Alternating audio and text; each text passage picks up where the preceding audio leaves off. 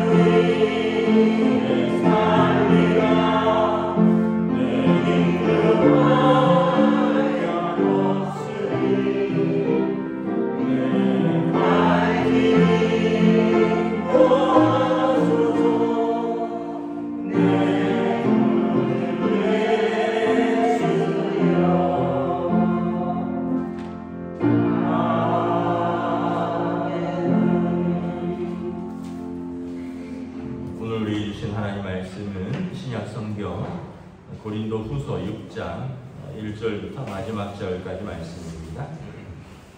고린도후서 6장 1절부터 마지막 절까지 말씀입니다. 다 찾으신 줄 알고 저 여러분들이 한 절씩 교도하도록 하겠습니다.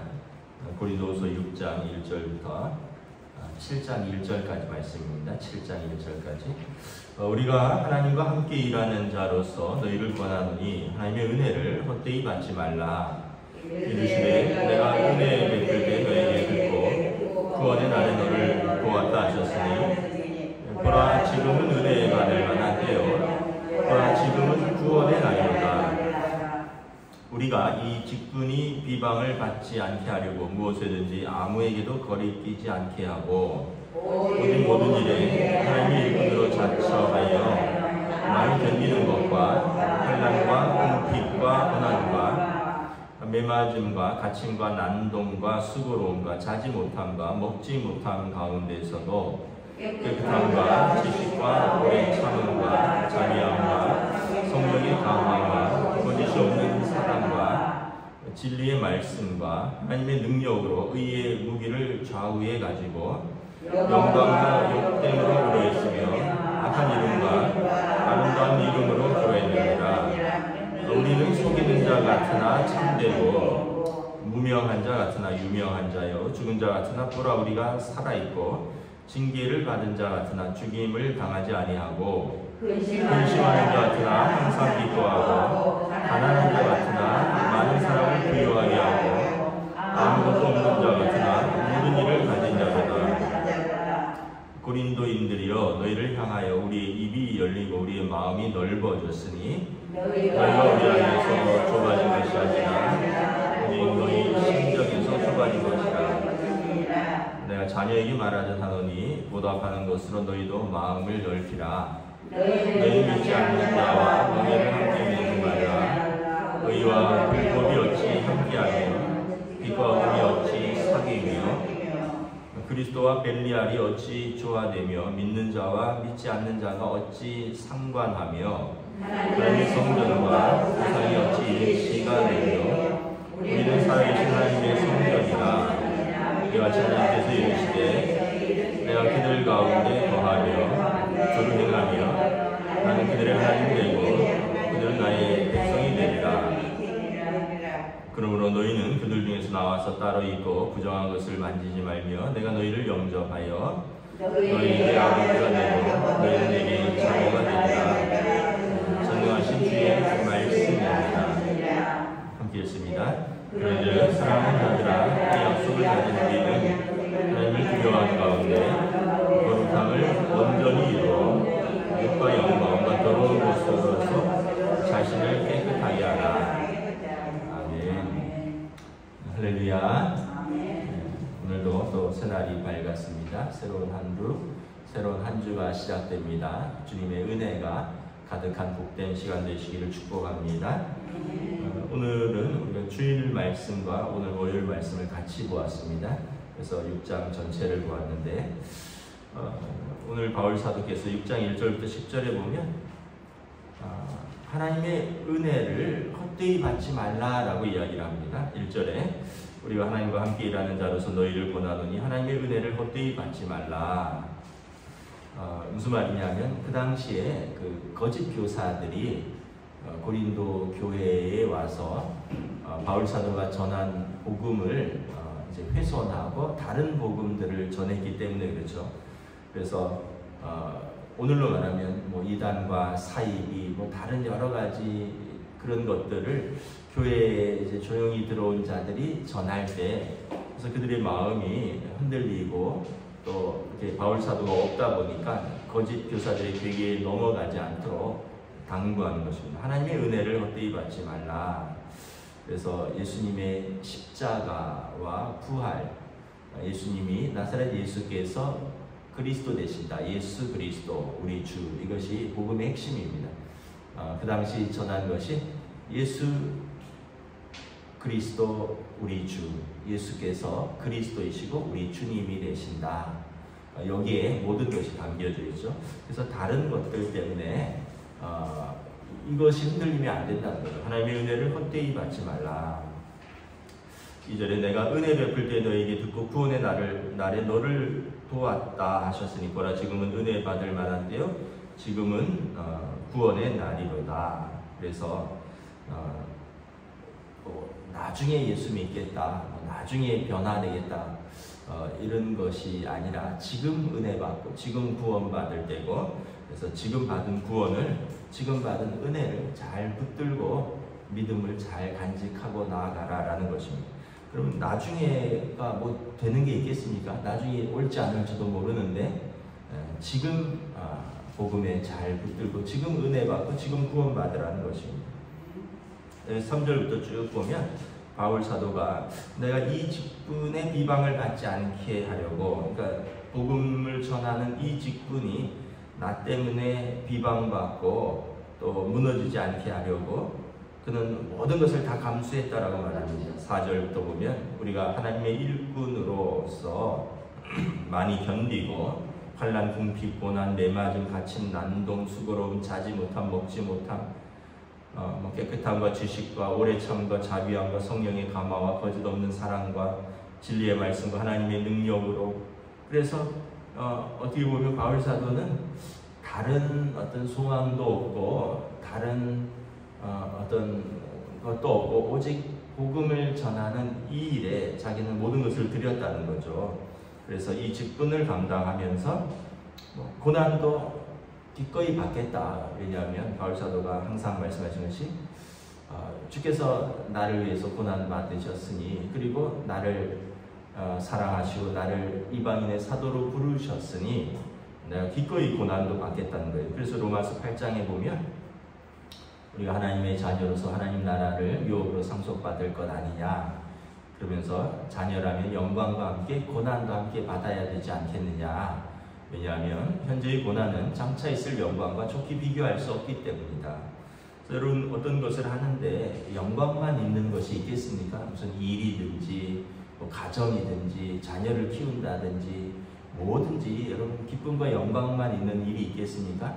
거기 고난도 있고 눈물도 있고 그런 것들이 더 영광을 풍성하게 하는 거죠. 늘 그냥 영광만 있으면 이 영광이 영광되지 못하고 감사가 감사되지 못합니다. 당연히 그런 줄 알고요. 그러면서 어떻게 보면 그것이 진짜 영광되지 못하죠. 그런데 어떤 고난과 눈물과 또 수고와 헌신 속에서 영광 낼 때 그 영광이 더 값진 것이죠. 복음을 전하기 위해서, 사도의 그 귀한 직분을 위해서 나는 이것을 기꺼이 감당하는데 불만이 없다라는 것입니다.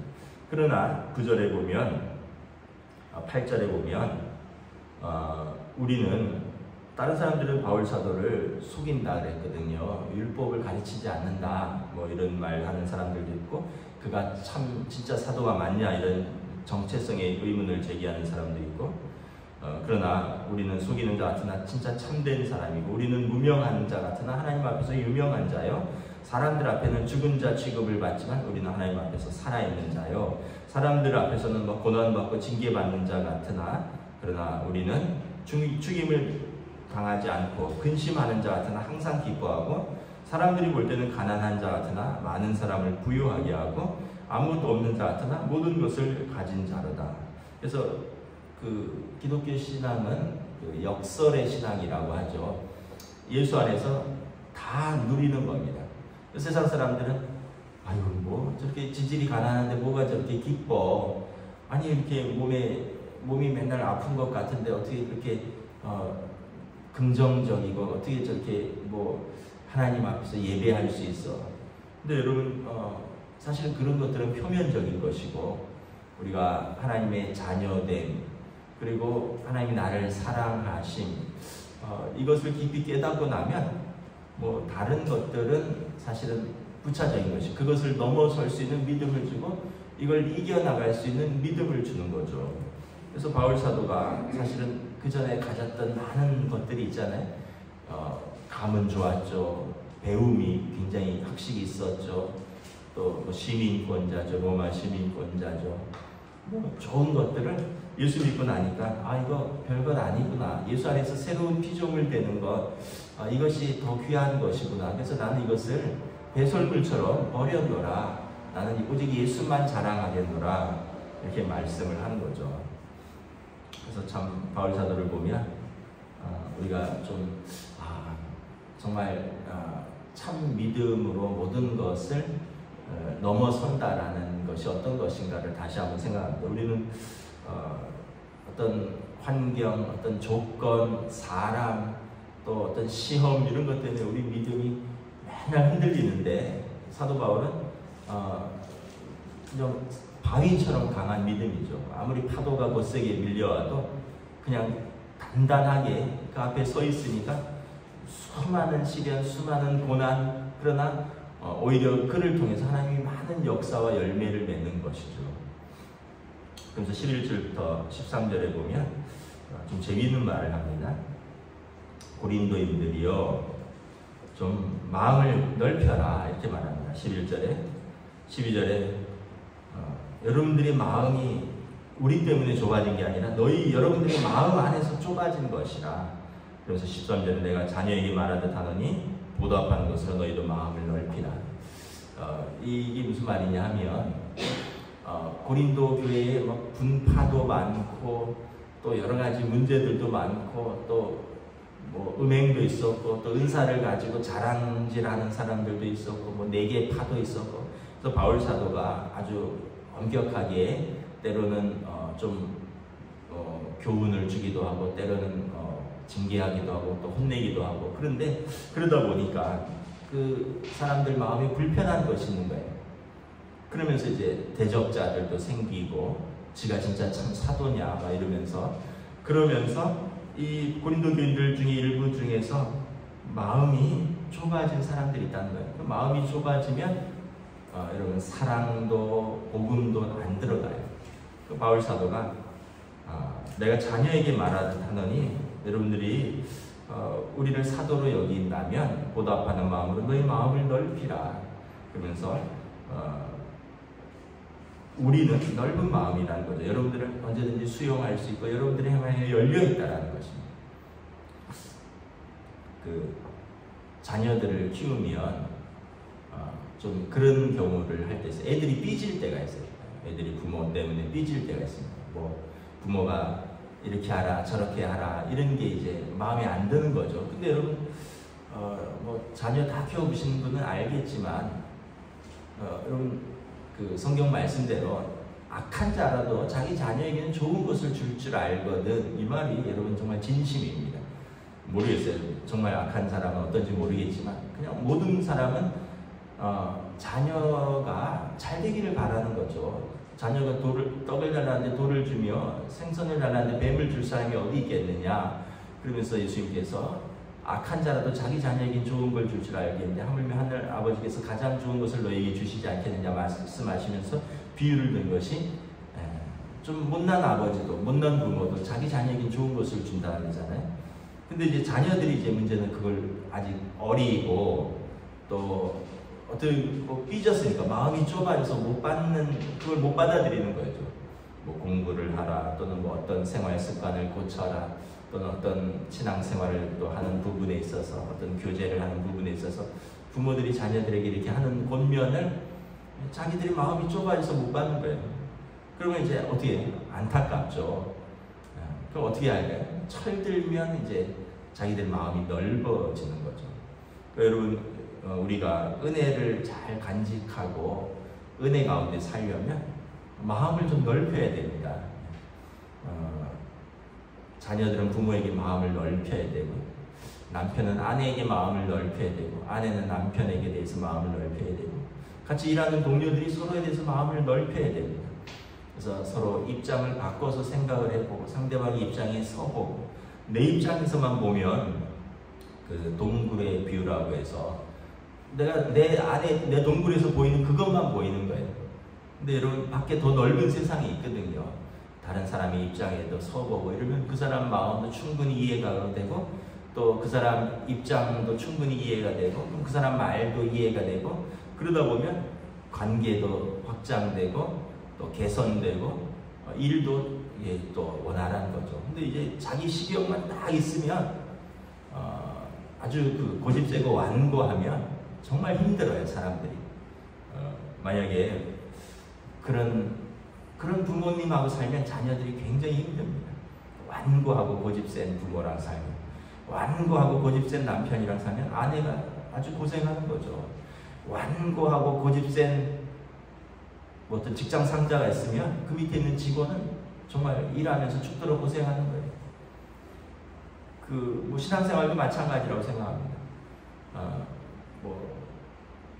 만약에 제가 완고하고 고집이 세면 저랑 신앙생활한 여러분들 고생을 할 거예요. 근데 저는 그런 마음은 있어요. 제가 뭐 연약하고 부족하지만 항상 하나님 앞에서 사람들 앞에서 좀 열린 마음을 가지자 이런 마음을 실제로는 그릇이 넓지 못한데 그러려고 애를 쓰고 있습니다. 그러니까 여러분들 저희가 부족한 것이 있으면 언제든지 말하고 또 제게 요청할 것이 있으면 요청하고 이러면 저도 듣고 또 같이 반응하고 또 같이 뭐 나아가고 힘을 합치고 이런 부분에 있어서 마음을 닫지 않으려고 노력을 합니다. 하여튼 그래서 바울 사도가 고린도 교회 성도들에게 편지를 지금 3번째 보내는 거거든요. 잃어버린 편지가 한 번 있다 그랬고 고린도 전서가 있고, 근데 부모의 마음으로 편지를 쓰다 보니까 좀 책망하는 내용도 있고 권면하는 내용도 있고, 그러다 보니까 마음을 닫으면 그 내용을 다 못 받는다는 거예요. 그래서 바울 사도가 내가 여러분들에게 자녀에게 말하듯이 합니다. 여러분들 마음을 열고, 우리에게 마음을 열고 이 진리를 받고 복음을 훼손하지 말고 은혜를 헛되이 하지 마십시오라고 권면을 하는 것입니다. 그래서 이제 14절부터 쭉 보면 이 말씀은 이제 안 믿는 자와 교제에 대해서 좀 이야기를 하는데, 고린도 교회에 세속도시 한가운데 있었기 때문에 어떤 이 부분에 대해서 말씀을 할 필요가 있었던 것 같습니다. 이것은 이제 교회에서는 특별히 이제 결혼하는 분들에게 믿지 않는 분들과의 결혼에 대해서 좀 참고를 할 때 이 말씀을 합니다.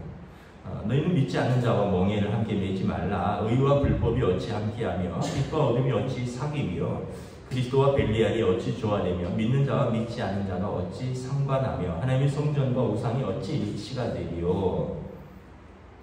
그래서 우리가 뭐 이 땅에 살기 때문에 이 땅에 살면서 믿지 않는 사람과 교제하지 않을 수는 없죠. 같이 뭐 일도 해야 돼요. 그런데 여러분들에게 선택의 권한이 있다면 어쩔 수 없는 경우는 할 수 없죠. 여러분 태어났는데 안 믿는 부모예요. 그거 어쩔 수 없잖아요. 직장에 들어갔는데 상사가 안 믿는 상사예요. 그건 뭐 어쩔 수 없죠. 그런데 내가 선택할 수 있는 권한이 있어요. 내가 선택할 수 있는 권한. 아니 내가 연애를 할 때, 또 내가 결혼 배우자를 할 때, 그건 내가 선택하는 거죠. 시작부터. 굳이 안 믿는 사람을 하면 뭐 제가 항상 말씀드리죠. 순교의 자세, 선교사의 마음으로 살고 순교자의 마음으로 살려면, 감당하려면 하셔도 되는데, 너무나 신앙생활하고 가정생활하고 하나 되는데 쉽지 않다는 거예요. 특별히 신앙생활을 하는 사람이 안 믿는 사람과 결혼을 하면 여러분 조화되기가 쉽지 않습니다. 믿는 자와 믿지 않는 자가 조화되기가 너무 어렵습니다. 제가 뭐 20여 년 전에 청년부를 할 때 그 앞에 이제 청년들 중에 자매가 열심히 나왔는데 언젠가 그런 고백을 하더라고요. 목사님, 우리 소원이 뭔지 아세요? 그때 이 친구들이 대학생들인데 뭐냐 이랬더니 아빠 엄마랑 교회 같이 나와보는 게 소원이에요 이러더라고요. 그 교회 바로 앞에 사는데, 교회에서 뭐 멀지 않은 한 100m 동네에 사는데, 자기는 이제 뭐 중고등학교 때부터 이렇게 교회를 다녔는데 친구들이 아빠 엄마랑 손잡고 교회 가는 그 아이들 마음에, 청년들 마음에 하나님에 대한 사랑이 있어요. 믿음이 있어요. 참 귀해요. 누가 뭐라 하지 않는데, 부모가 이끌어주지 않는데도 지금까지도 신앙생활 잘하니까. 그런데 이 자매들이 하는 말이, 우리들의 소원은 통일이 아니라 우리들의 소원은 아빠 엄마랑 같이 신앙생활하는 거예요. 아빠 엄마 손잡고 교회에 오는 게 소원이라는 거예요. 그러니까 여러분, 그렇게 신앙생활을 가족이 같이 한다는 건 어려운 거죠. 여러분, 하나님께서 그 자매들을 어떻게 인도하셨을까요? 제가 중매를 해서 우리 큰 언니는 신앙생활 잘하는 사람 만나서 미국에서 아이 낳고 잘 살고 있고, 둘째도 또 신앙생활 잘하는 단기 선교 다니면서 만난 분하고 만나서 또 신앙생활 잘하고 또 한국에서 살고 있고, 지난주에 또 저희 부부를 찾아와서, 아이 데리고 찾아와서 이렇게 만나서 같이 밥 먹고 차 마시고 이렇게 하다가 돌아왔는데, 미국에서 이제 돌아왔기 때문에 잠깐, 뭐 왜냐하면 이 친구들은 또 저를 잊을 수 없는 게, 저랑 청년부 시절할 때 회장도 했고, 또 제가 중매도 했고, 또 그 젊은 시절에 그 한 5년의 중요한 시간을 뭐 저랑 한 건 아니지만 저 때문에 하나님 앞에서 함께 눈물을 흘리고 수고하고 씨앗을 뿌리고, 그리고 하나님께서 자기들의 삶을 믿음 가운데 이렇게 인도하신 그 고백이 있기 때문에 하나님을 떠날 수가 없는 거죠. 근데 반면에 또 다른 많은 청년들과 주변에서 보면 자기는 믿음이 있었는데 또 믿는 가정에서 태어났는데 믿지 않는 사람과 또 만나고, 그래서 너무 고생하는 걸 너무 많이 봐요. 뭐 제가 언젠가 말씀드렸듯이 LG 신우회에 나온 그 직장인들, 아내가 안 믿고 남편이 안 믿고 그러다 보니까 성장하면서 아이들이 커가는데 어느 정도 되니까 너만 나가고 아이는 데리고 가지 말아라, 아이도 못 데리고 가게 하고, 그래갖고 자기가 직장에서 예배를 드리는데 그런 고백이 너무 슬픈 거예요. 자기는 어려서부터 모태신앙이고 아빠가 장로고 엄마가 권사고, 그리고 결혼을 사랑해서 자기를 존중한다고 해서 결혼했는데, 결혼하자 하더니 나는 교회 안 간다 그랬고 너만 다니라 그랬는데 어느 순간 너도 가지 말라 그러고, 우리는 주말에 안 놀러 가냐 그러고, 그러다가 애도 가지 말라 그러고, 그것 때문에 주일날 다투게 되고, 애는 안 가는 게 더 편하니까 어렸을 때는 엄마 따라 막 갔는데 이제 초등학교 6학년쯤 되면 나도 이제 안 갈래, 아빠 따라 안 갈래, 나도 집에서 더 잘래, 집에서 만화 볼래.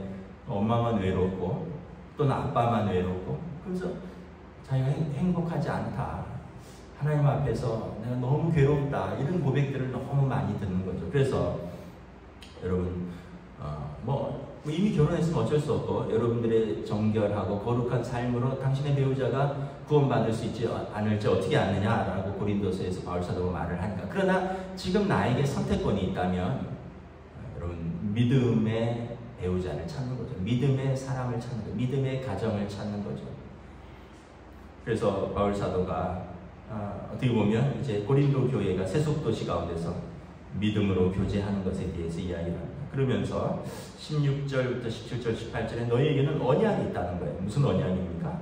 하나님과 이스라엘에 맺은 언약이 뭡니까? 내가 그들 가운데 두루 행하며 나는 그들의 하나님이 되고 그들은 나의 백성이 되리라. 그러므로 너희는 그들 중에서 나와서 따로 있고 부정한 것을 만지지 말라. 내가 너희를 영접하며 너희에게 아버지가 되고 너희는 내게 자녀가 되리라. 전능하신 주의 말씀이니라.